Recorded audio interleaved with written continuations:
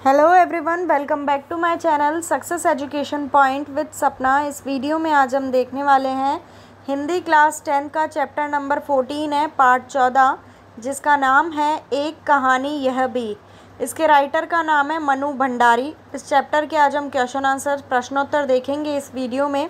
1 से लेके 13 तक के जो पार्ट के प्रश्नोत्तर है वो पहले से ही मेरे चैनल पे अवेलेबल है, तो आप प्लेलिस्ट में जाके देख सकते हैं। इसलिए चैनल को सब्सक्राइब जरूर करें और साथ ही में बेल आइकन को प्रेस करें, जिससे नेक्स्ट वीडियो की नोटिफिकेशन आप तक तुरंत पहुंच सके। और वीडियो को लाइक शेयर ज़रूर करें। इसके अलावा आपको सोशल साइंस और संस्कृत की भी मेरे चैनल पे वीडियोस देखने को मिल जाएंगी, तो वो भी आप देख सकते हैं। इसलिए चैनल को सब्सक्राइब ज़रूर करें। हम आपके लिए इतना कुछ करते हैं, तो आप केवल चैनल को सब्सक्राइब कर दीजिए, इतना सा काम कीजिए ताकि हम आगे भी आपके लिए वीडियोस बनाते रहें। और वीडियो को लाइक शेयर ज़रूर कीजिए फ्रेंड्स के साथ। पहला प्रश्न है, लेखिका के व्यक्तित्व पर किन किन व्यक्तियों का किस रूप में प्रभाव पड़ा? तो इसका उत्तर है, लेखिका के व्यक्तित्व पर मुख्य रूप से 2 व्यक्तियों का प्रभाव पड़ा था। वे थे लेखिका के पिताजी और लेखिका की हिंदी की प्राध्यापिका शीला अग्रवाल।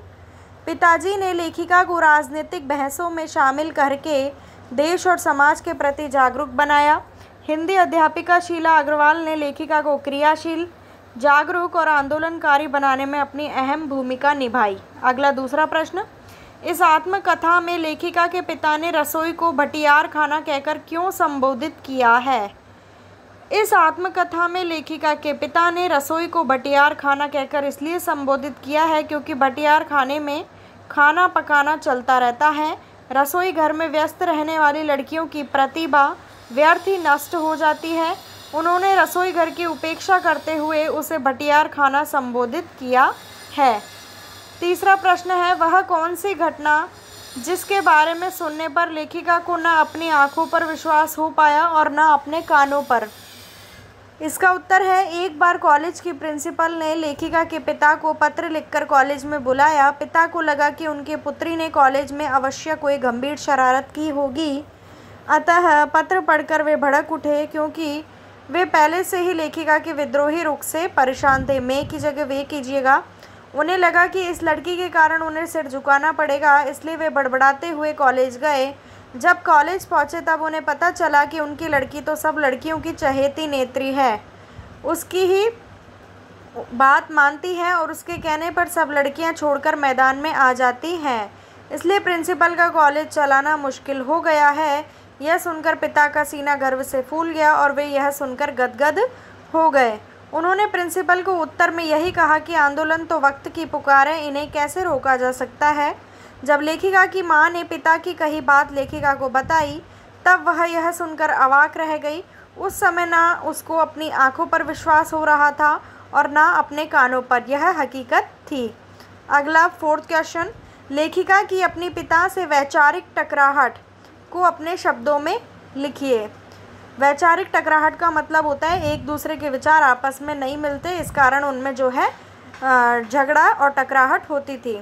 उत्तर है इसका, लेखिका के पिताजी का स्वभाव क्रोधी, शक्की व अहमवादी था। वे लेखिका को देश समाज के प्रति जागरूक बनाना चाहते थे, लेकिन वे उसे घर की 4 दीवारी तक ही सीमित रखना चाहते थे। लेखिका को पिता की यह सीमा स्वीकार नहीं थी। वह सक्रिय रूप से आंदोलनों में भाग लेना चाहती थी। लेखिका ने अपने पिता की इच्छा के विरुद्ध विवाह किया था, इससे लेखिका की उनसे वैचारिक टकराहट थी। 5वां प्रश्न है, इस आत्मकथा के आधार पर स्वाधीनता आंदोलन के परिदृश्य का चित्रण करते हुए उसमें मनु जी की भूमिका को रेखांकित कीजिए। सन 1942 से 47 तक का समय स्वतंत्रता आंदोलन का समय था। इस काल में पूरे देश में देशभक्ति की भावना अपने पूरे जोश के साथ बह रही थी।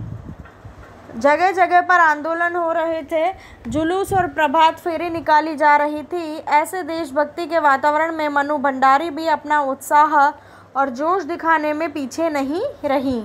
लड़कों के बीच उन्होंने खुलकर नारेबाजी की और भाषण दिए। इस प्रकार आंदोलनों में मनु की भूमिका एक सक्रिय स्वतंत्रता सेनानी की ही रही। अगला प्रश्न, लेखिका ने बचपन में अपने भाइयों के साथ गिल्ली डंडा तथा पतंग उड़ाने जैसे खेल भी खेले, किंतु लड़की होने के कारण उनका दायरा घर की 4 दीवारी तक सीमित था। क्या आज की लड़कियों के लिए स्थितियां ऐसी ही हैं या बदल गई हैं? अपने परिवेश के आधार पर लिखिए।